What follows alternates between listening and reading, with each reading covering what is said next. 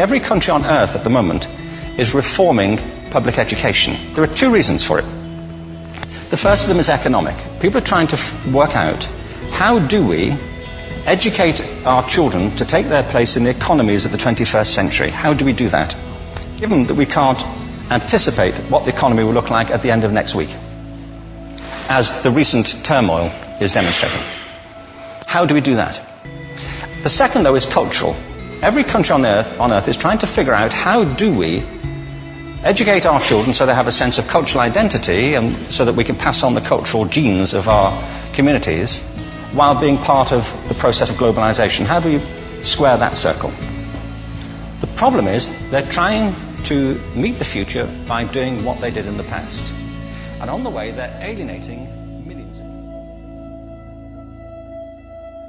If we simply apply standards, if we simply have a steady regime of standardized testing, that will make things better.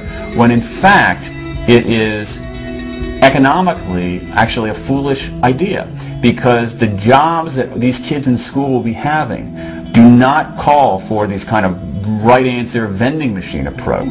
So the coin of the realm is not memorizing the facts that they're going to need to know for the rest of their lives. The coin of the realm will be, do you know how to find information? Do you know how to validate it? Do you know how to synthesize it? Do you know how to leverage it? Do you know how to communicate it?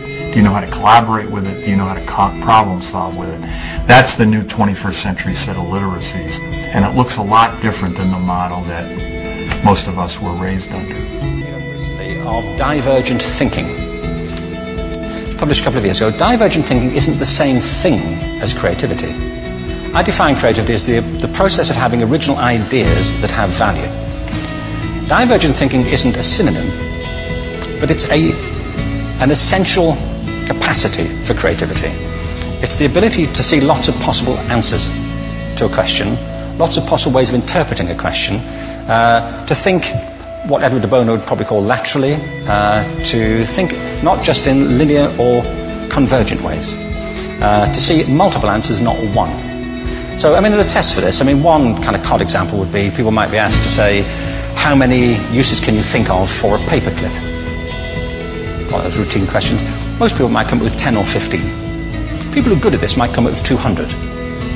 And they do that by saying, well, could the paperclip be 200 foot tall and be made out of foam rubber? You know, like, does it have to be a paperclip as we know it, Jim? You know. Now, there are tests for this, and they gave them to 1,500 people in a book called Breakpoint and Beyond. And on the protocol of the test, if you scored above a certain level, you'd be considered to be a genius at divergent thinking. Okay? So my question to you is, what percentage of the people tested, of the 1,500, scored at genius level for divergent thinking? Now, you need to know one more thing about them. These were kindergarten children. So what do you think? What percentage at genius level? 80. 80, okay. 98%. Now, the thing about this was it was a longitudinal study.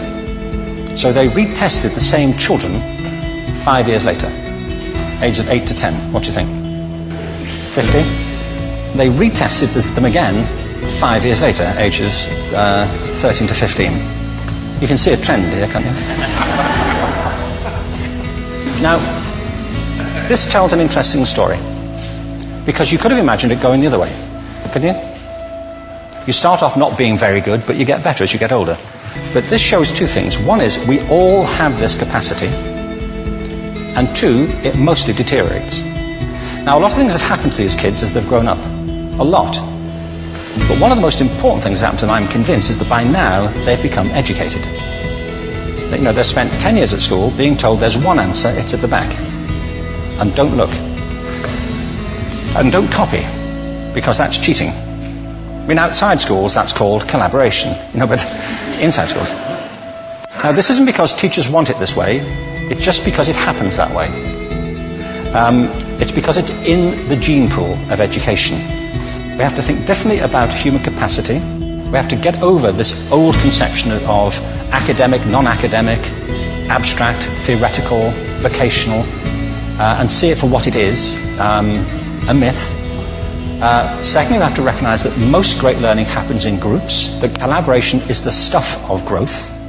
If we atomize people and separate them and judge them separately, we form a kind of disjunction between them and their natural learning environment. And thirdly, it's crucially about the culture of our institutions, the habits of the institution and the habitats that they occupy.